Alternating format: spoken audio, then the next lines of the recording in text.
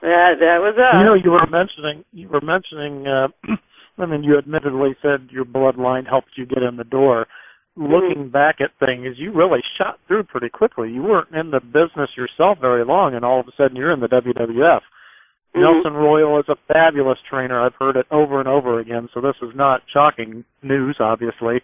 How prepared were you for the WWF? Do you think mentally you were prepared for it? No. I wasn't. I tell you, it's like the saying goes, I wish I knew then what I know now. That I felt comfortable and I felt good about my abilities and wrestling techniques and getting in there and getting the crowd going. And we were doing a really good job of that.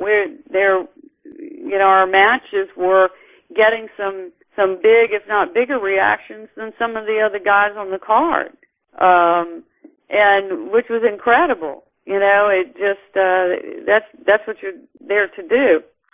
As far as being prepared on other things, I was just not that great with promos and the other side of it. Like I didn't really develop a gimmick per se, and it's all those other things that kind of get you up a little further. And so I wish I had. My main concern there was getting out there and doing a great match, and that should be enough. That should be it. But I think we all know that it takes takes doing promos and maybe a nice little gimmick, and also we were never really given angles to work. And if I'm saying too much, y'all please let me know. No, you're fine. Okay. But yeah, what's that? So we love listening to your stories and like hearing them. Oh, okay. Well, and so the girls, and very, very, very seldom did the girls get angles. I mean, prior to me, I think, Wendy and Moolah, and that got, such a huge push and which they surely deserved. And they, they went all the way. I think didn't they have a title match and main event in Madison Square Garden, which is, unheard of for the girls. But they had a great push and they had great angles. Most of the time, they would yell back in the dressing room and, say, okay, girls, 20-minute Broadway. Well, okay, we're going to, all right. And we're upset because what, but it would have been nice to have put a little bit more into, and as much as we were trying to make our own angles, it would have, I think, been nice to have a little bit more thought put into that. Let's shoot it over to Zane. Zane, what question do you have for Robin? Well, Robin, shortly after you came into the WWF, you beat Sherry Martel in Paris, France, of all places, to win the WWF Women's title. Now, you won the title in October, but they didn't show it on TV until November. Did you have to keep that secret to protect the business? Or were you able to show the belt off to your friends and family, or what was that experience like? Yeah, couldn't say anything, and in fact, I don't think they even gave me the belt until we got back, over here. And I was like, oh, damn, that's kind of, I'd like to kind of take this thing home. Kind of a bummer, isn't it? Right, and Buzzkill. Yeah, so it was. So we. I think Sherry held on to it, and I can't remember. I think we may even had another match or two when we got back over, and then they showed that, and then it truly switched hands. Were you ever afraid during that time that they that they wouldn't ever air it and that they wouldn't recognize you as champion? No, I guess that never crossed my mind. I thought, okay, well, that happened, and now we move on.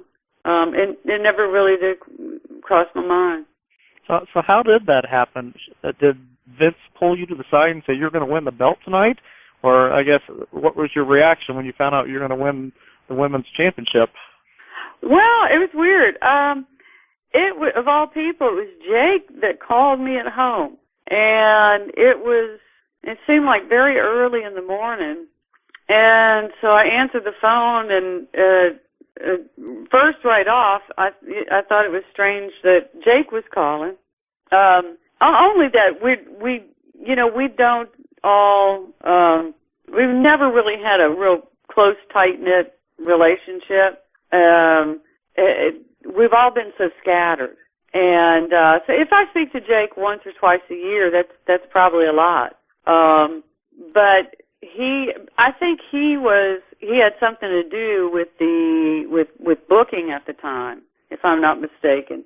And so anyway, the phone rings and it's Jake, and he's, well, hey sis.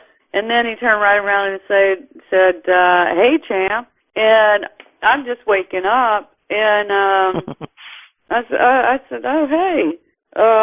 And he's like, yeah, champ, you better get up and get in that gym. And so he kept saying champ, and I said, what is this about? And he said, well, I just wanted to be the one to call you and let you know that they're going to drop the strap to you in Paris. And yeah, I was just pretty stunned. And one of the reasons I think I was stunned was that I had only been up there maybe a year. Sherry and I kind of made our rounds around the towns and up in Canada and a few places, and we did that whole year together, and next thing I know, I'm going to be going to Paris. And but the thing was, winning the title. right, and it was just there's no doubt it was such a highlight of my career as well as my life. It's one of those.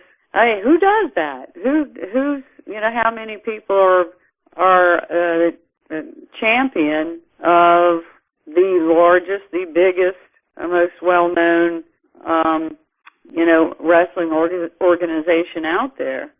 And so yeah, I was pretty thrilled. Extremely excited. And it did happen. It did happen, fairly quickly. Now we know Sam really never got his chance so much in the WWF. He was there, but he didn't really get a break. We know Jake is one of my favorite wrestlers of all time, and he was a mega star in there. Mm-hmm. Just between your family members, does it ever get those guys goats that you were the only champion in the WWF out of the family? I hope it does.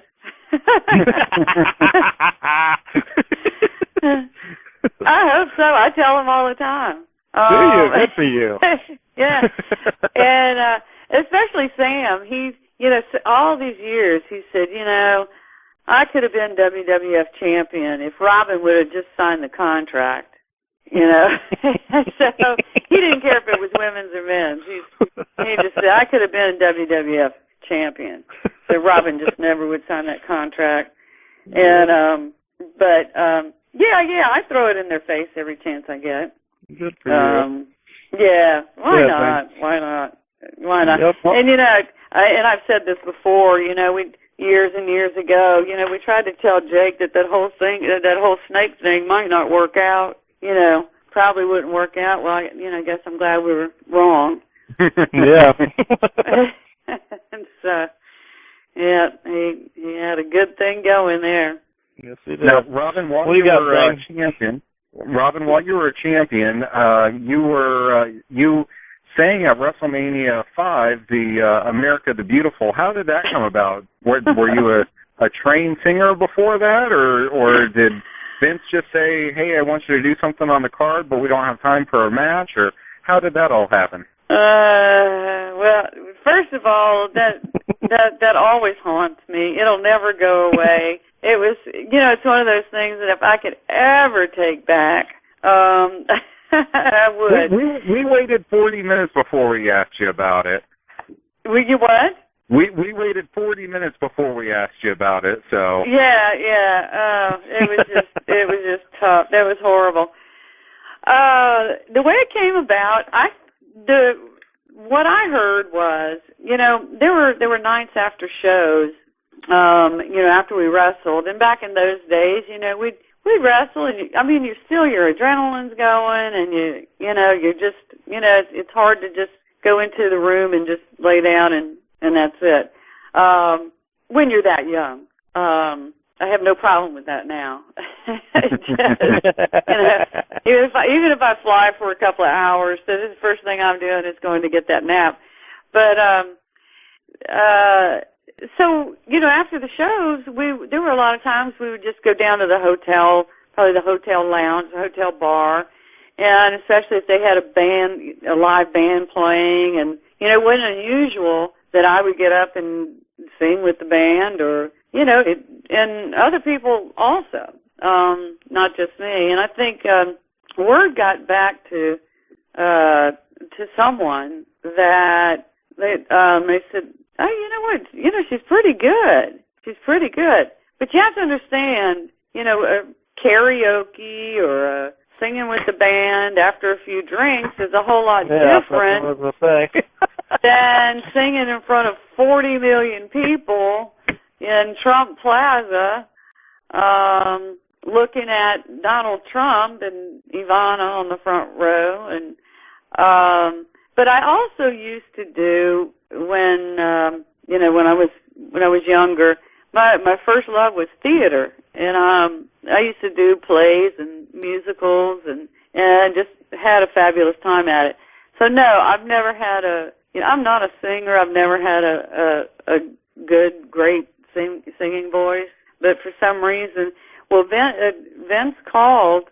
And I remember the phone call, and he called and he said, "Well, we would like for you to sing America the Beautiful, to open WrestleMania."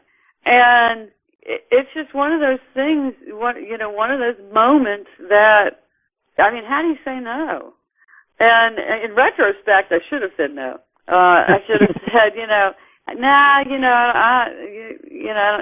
haven't heard me, because I think the year before was Gladys Knight, or they right. had, or it was going to be Gladys Knight that year, but of course me, and you want to do everything they ask you to do, and I said, sure, absolutely. And then for a while I was like, how in the world am I going to pull this off? But what really happened, and what people don't know, is that we rehearsed the opening the night before, and everything went fine. Well, when it went live, and I know people thought I froze, but that wasn't the case at all. What happened was I was in the middle of the ring, and so they were supposed to start the music, and then I would start singing. And from my understanding, they started the music. The music comes on, and it came on all the monitors in the back. It came on all the TVs. People were watching all around the world. So they got the audio.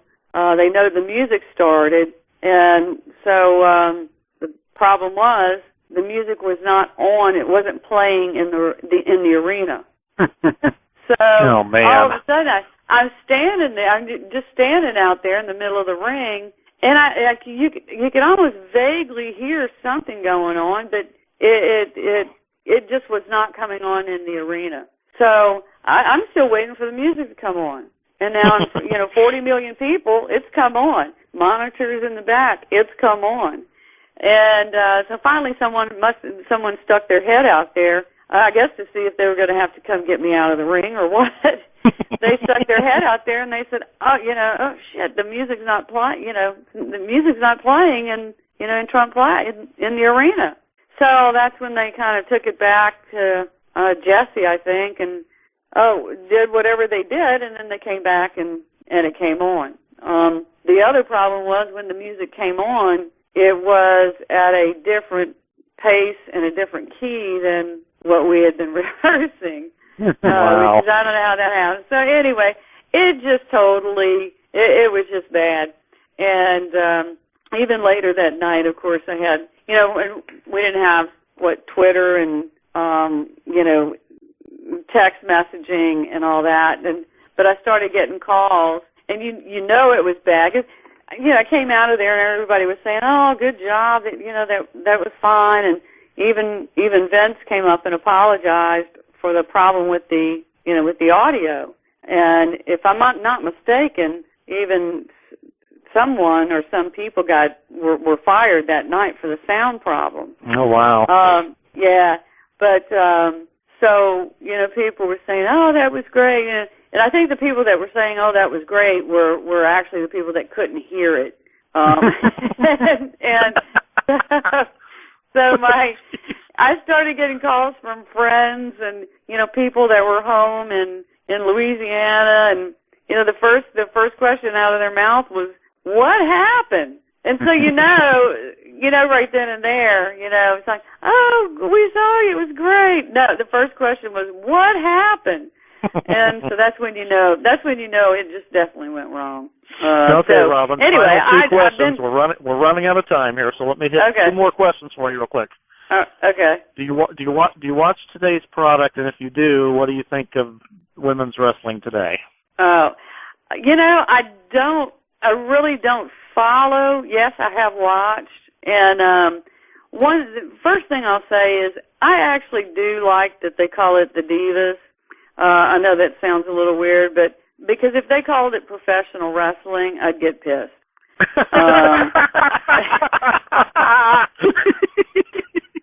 So I'm really okay with the fact that they call it the Divas, because that's exactly what they're doing. That's exactly what it's about. And there's no doubt in my mind that they're doing exactly what management is asking them to do. It is completely different, of course, from, I think it is completely different from what we used to do. I mean, for the most part, the girls, they look like, they're, and I don't mean this in a bad way, they're drop dead gorgeous, but they look like they wandered off of Hugh Hefner's mansion grounds. No, they're actresses and models. And somehow ended up in a WWF arena, in the costume room, and it just doesn't seem. I can understand why it's just not. It's getting. And I read the things online, and I totally understand why it gets a bad rap, a bad knock. It's one of the greatest analogies I've ever heard, and I'll use it here. It's not mine, but is you could go sit in your garage for hours, but that doesn't make you a car. And so you can put the costumes, and you can put the false eyelashes and hair, and you can put all that on the girls, but that doesn't make them wrestlers. All right, Robin, so let's send it home. You ready? Yeah. You ready, right? Okay, here we go. Why is Jake the Snake Roberts not in the WWE Hall of Fame? I don't know. I don't know. I really don't know. I'll give you my guess. I'll give you maybe my best guess is that they might be a little unsure about maybe his speech. I know that sounds crazy, huh? But they may be a little bit hesitant for him to handle, getting on that stage and perhaps what he might have to say. That's my own opinion. We're talking about one of the greatest promo men in the history of the business. Yeah, absolutely. I just say I don't know. Jake may have his theories, and I think eventually that will come. But it also seems to me like the people that are going into the Hall of Fame, some are so well deserved, and to me, others not so much. Yeah. I think these choices are made way within, and maybe some for not the right reasons, but it's their Hall of Fame, and I guess they do what they do what they want to do. Like why is Donald Trump in the Hall of Fame? If it's any consolation, I had my Jake the Snake Roberts shirt back in 1986, supporting the heels. And I wore it proudly. So. Now, Robin, you still have your belt, right? What's that? You still have your belt when they retired the women's championship, right? Yes, I do. Yes, I do. On. I'm not gonna say where. I'm not gonna say it. It's under tight security. No, it's the thing about it is, and I had a conversation with someone in the office, and I said, do I need to bring this back? Do I need to send it back? And they said, it's been retired, and use it, keep it, and I wasn't going to argue with that. No, and to me, not.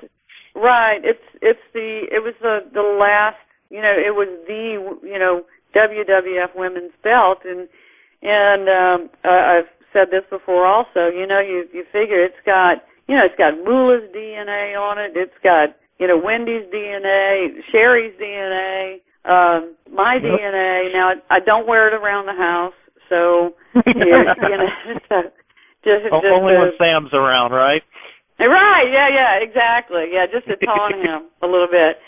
But no, and it's a piece of it's a tremendous piece of history, and I'm glad to have it. Very glad to have it. Robin, thank you so much for being so gracious and giving us of your time this evening. You were wonderful to talk to. We really, really appreciate it. Oh, well, thank you. Thanks. Thank you guys for thinking of me.